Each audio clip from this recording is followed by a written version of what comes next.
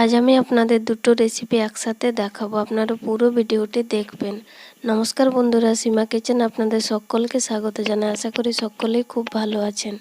দেখুন, নিয়েছি কুমড়ো, আলু আর পুঁই ডাঁটা। লবণ হলুদ দিয়ে জল দিয়ে এগুলো ঢাকা দিয়ে ভালো করে সেদ্ধ করে নেব।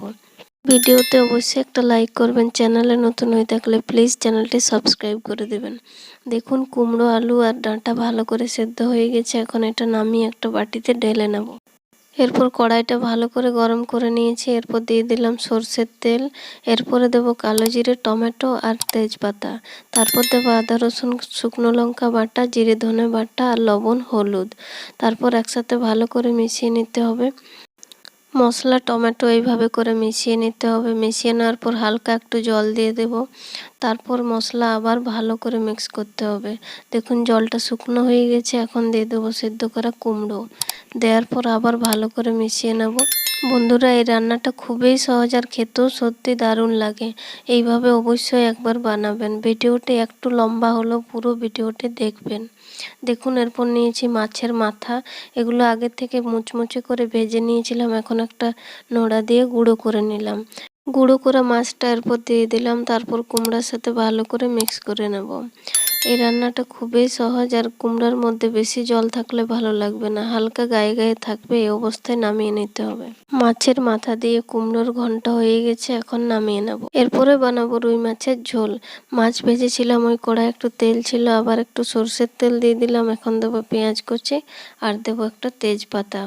এই রান্নাটা খুবই সহজ আর দারুণ লাগে খেতে। এইভাবে বানাবেন, আমি যেভাবে বানাচ্ছি।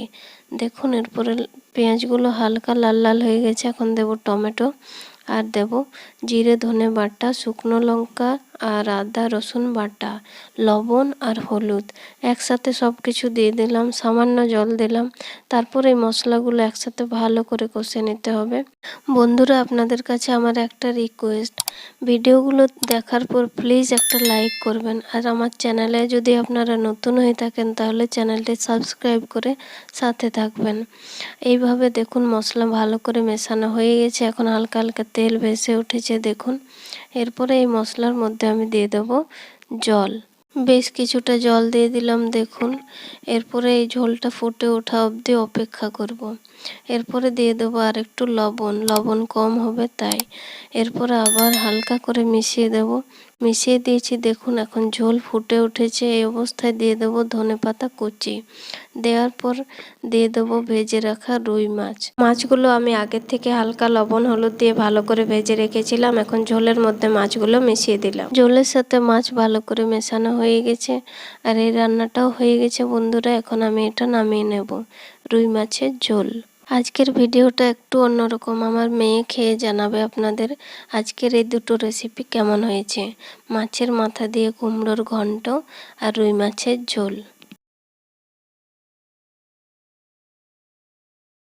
আজকের এই দুটো রেসিপি আপনাদের কেমন লাগলো অবশ্যই জানাবেন। ভিডিওটি ভালো লাগলে লাইক কমেন্ট শেয়ার প্লিজ।